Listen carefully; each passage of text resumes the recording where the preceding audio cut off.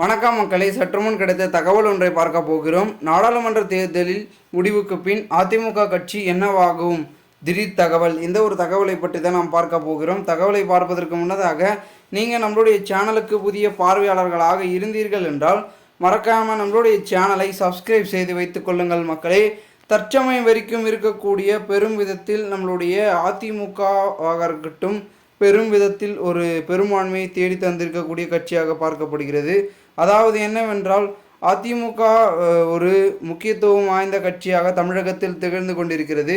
இந்த ஒரு சூழ்நிலையில் அடுத்த கட்டமாக அதாவது என்னவென்றால் தமிழகத்தில் பெரும்பாரியாக இருக்கக்கூடிய முக்கிய அங்கமாக இருக்கக்கூடிய திராவிட முன்னேற்ற கழகம், அனைத்து இந்திய அண்ணா திராவிட முன்னேற்ற கழகம் அடுத்த கட்டமாக இந்த தேர்தலுக்கு பிறகு என்ன நிலையை சந்திக்கப் போகிறது, என்னவாக போகிறது என்ற எதிர்பார்ப்பும் ஒரு பக்கம் எழுப்பப்பட்டிருப்பதாகவும் கூறப்படுகிறது.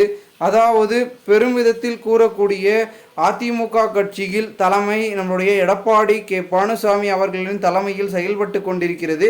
இந்த ஒரு சூழ்நிலையில் அவர் பலவிதமான ஒரு உழைப்பின் காரணமாகவே பெருமிதத்தில் அதிமுகவை செயல்பட்டு கொண்டிருக்கிறார் என்றும் ஒரு பக்கம் அவருடைய ஆதரவாளர்கள் சொல்லி கொண்டிருந்தாலும் கூட அதிமுக அடுத்த கட்டமாக பெரும் ஆதரவை பெருகுமா, பெரும் விதத்தில் இருக்கக்கூடிய ஒரு விதமாக அதிமுக செயல்படுமா அப்படின்றத ஒரு பக்கம் பார்க்கப்படுகிறது.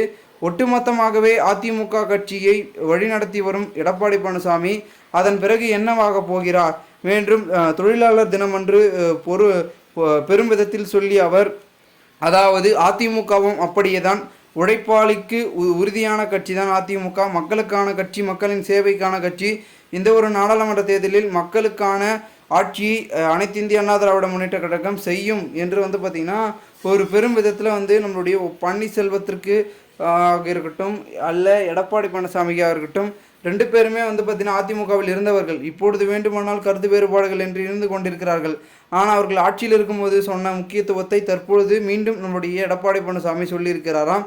இது மட்டும் இல்லாமல் அடுத்த கட்டமாக இருக்கக்கூடிய நம்மளுடைய எடப்பாடி பழனிசாமி தலைமையில் அதிமுக இருக்கிறது. அடுத்து தேர்தல் முடிவுக்கு பிறகு என்னவாகும் என்ற ஒரு நோக்கம் ஒரு பக்கம் இருந்தாலும் கூட அதிர்ஷ்டவசமாக நடக்கக்கூடிய ஒரு தகவல் என்னவென்றால் வெற்றியை தீர்மானிக்கக்கூடிய ஒரு கட்சி அதிமுக தான் அப்படின்னு ஒரு பக்கம் சொல்லி கொண்டிருக்கிறார்கள் ஆதரவாளர்கள்.